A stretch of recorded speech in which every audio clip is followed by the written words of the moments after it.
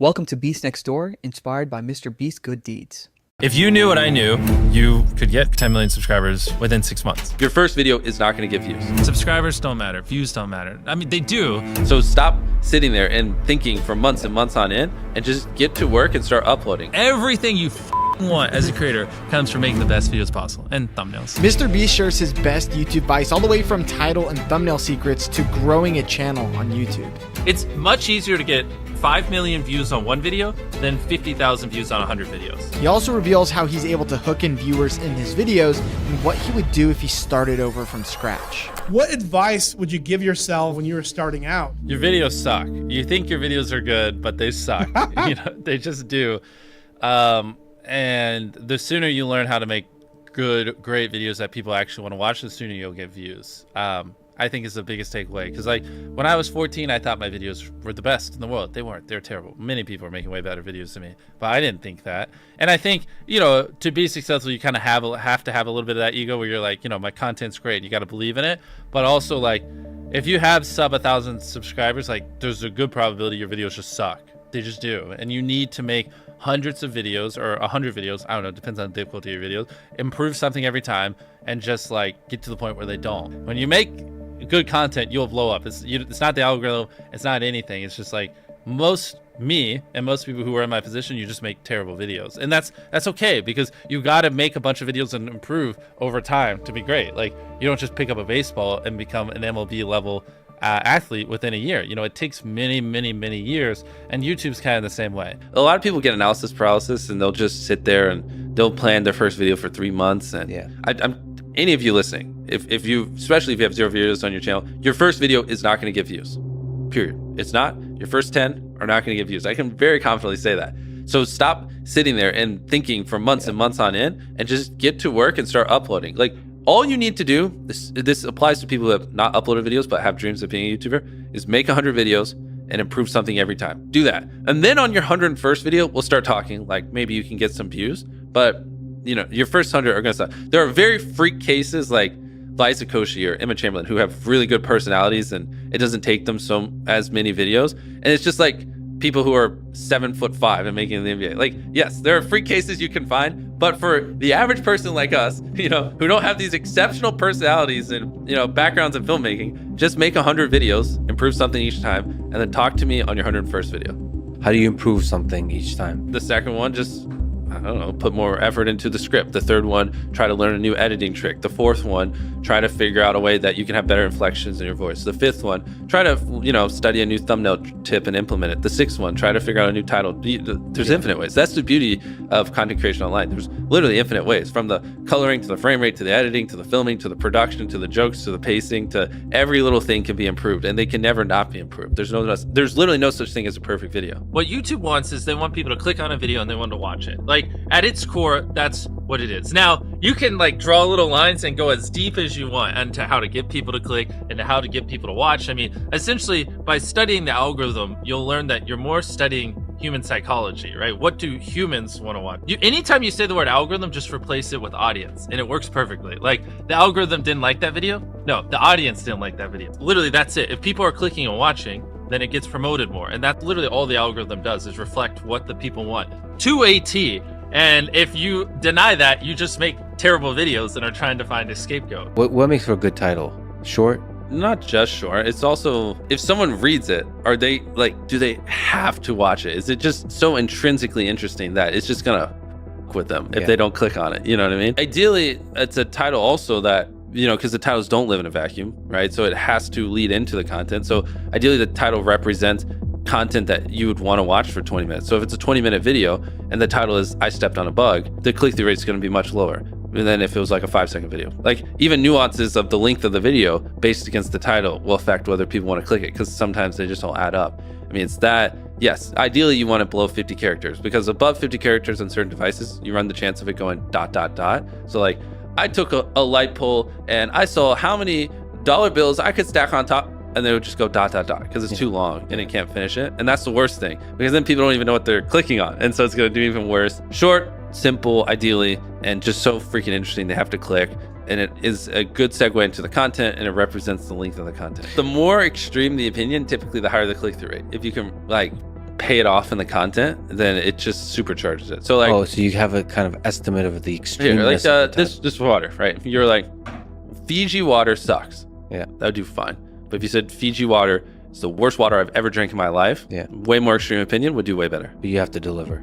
Yeah, but then you have to deliver, because the more extreme you are, the more extreme you have to be in the video. I heard you guys talking about autoplay on YouTube, Yes. and I've never considered it. I've always thought about the thumbnail, but now on YouTube, videos automatically play. Of course. So before you film a video, what is the thumbnail? What is the video? And then what's the first 5 seconds? And then what's the first 30 seconds? You know, by the first 5 seconds, it's like goes with the thumbnail.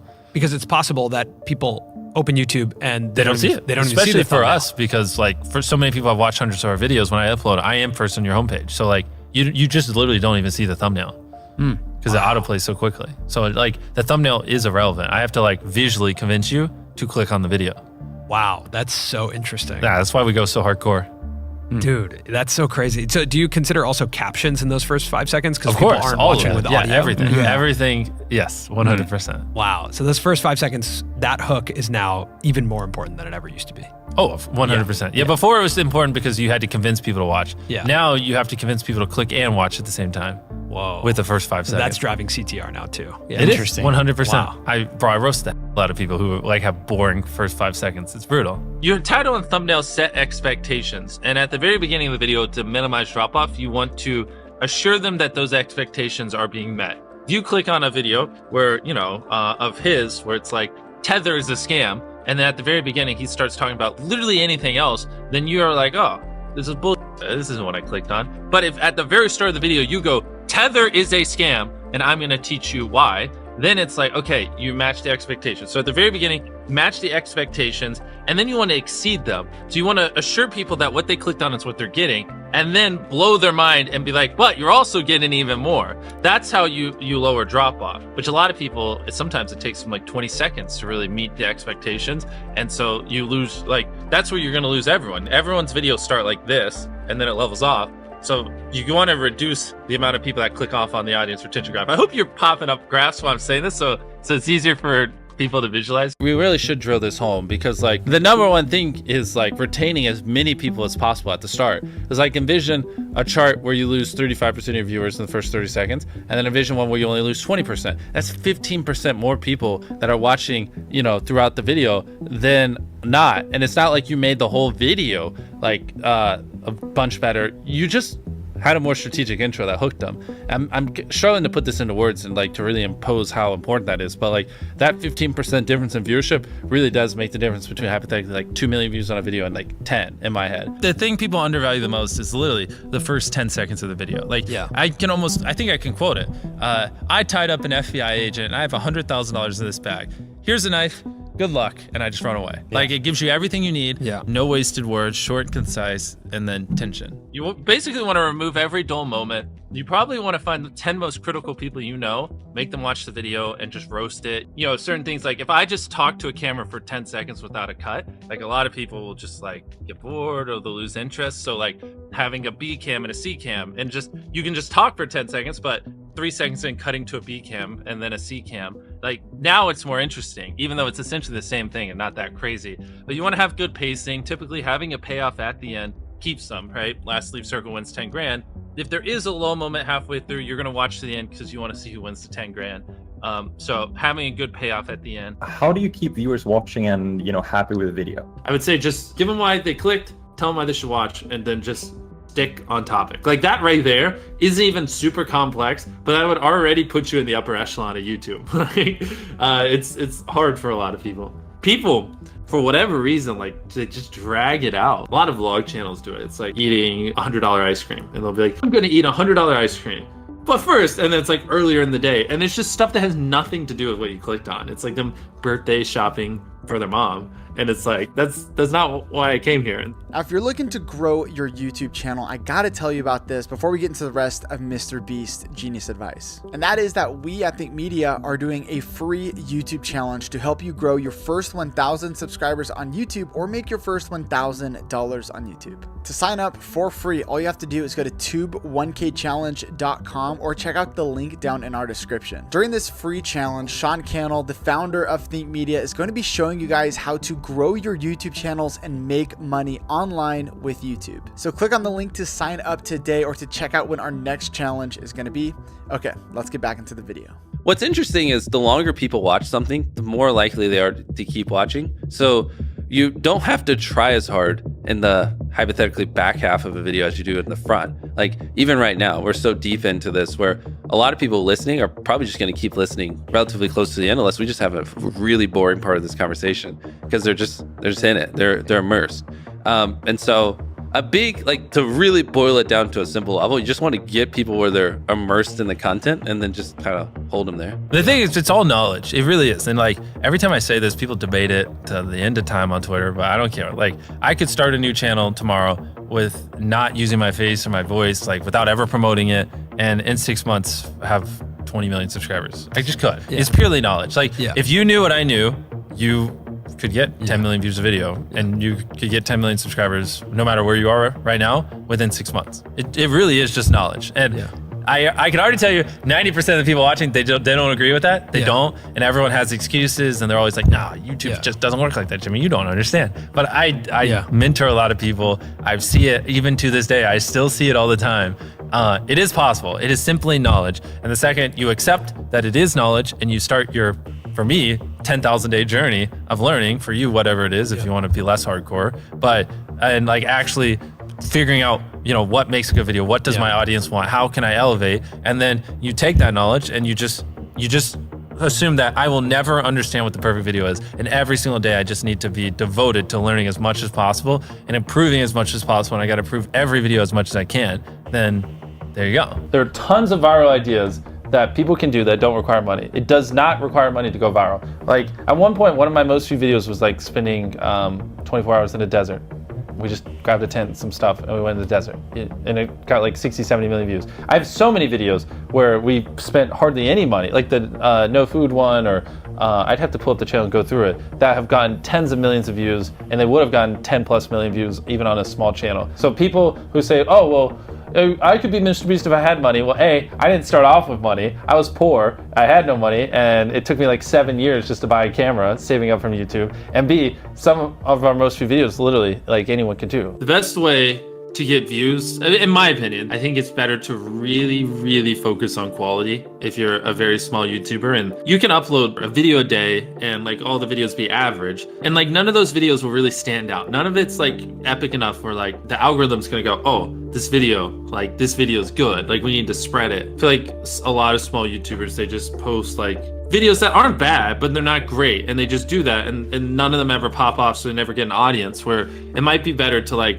you know, upload half or a third or even like a fifth of the videos, but make the videos you upload so freaking good that like the algorithm has to promote it, and that, you know, it has to find audiences for it because it's such an interesting and good video. When you like set a consistent schedule and you're constantly having to upload videos that aren't as good as you'd like because you got to hit, oh, this Monday, I said I'd upload every Monday, you know, like that's a dangerous trap, because then, you know, the viewers notice that the quality isn't as good and it makes them less likely to watch, and I think it hurts your longevity. A lot of times people, oh boy, it's like they think their videos are better than they are, honestly, and tell them, Jimmy, tell them. I mean, they do, and you have to that, and they have horrible friend groups, because you really are like the type of YouTubers you hang around. And so like a lot of times I'm just like, what you're saying is wrong. Who told you this? They're like, oh, this guy. And it's like, well, they're wrong. It's not true. There's no such thing as a perfect video. Like someone should always call you and it on your video, because it could be better.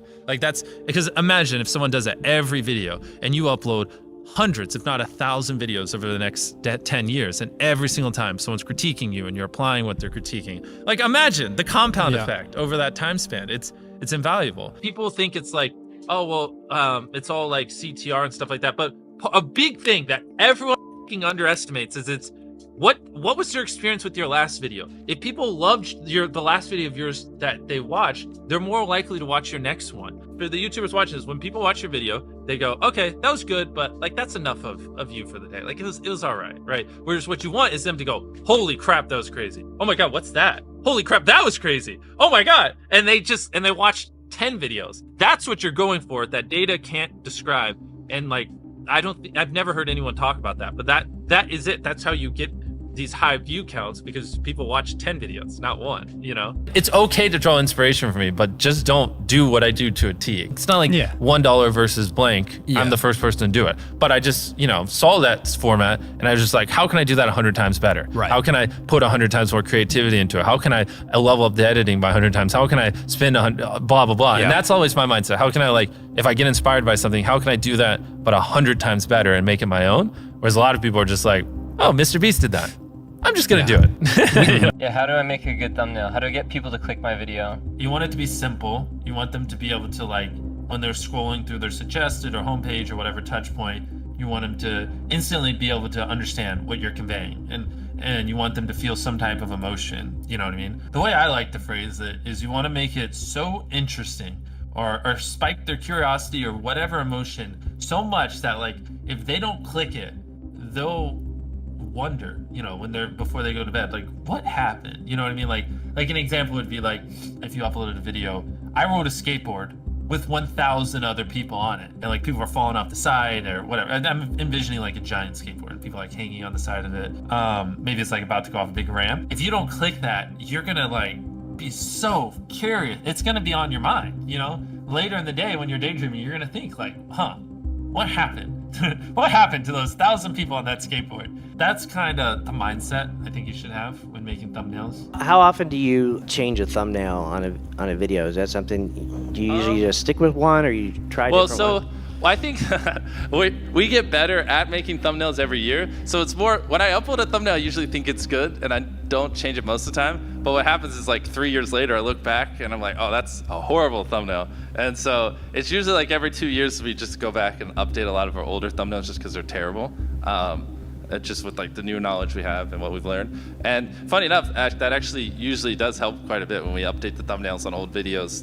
They usually do see a little bit of an uptick because they're just, you know, if we take an old thumbnail where it's like seeing if whatever, like 100,000 magnets can stop a car, and it just looks terrible. And then with the new stuff, I know we zoom in a little bit so it's a little more visible and make things look better.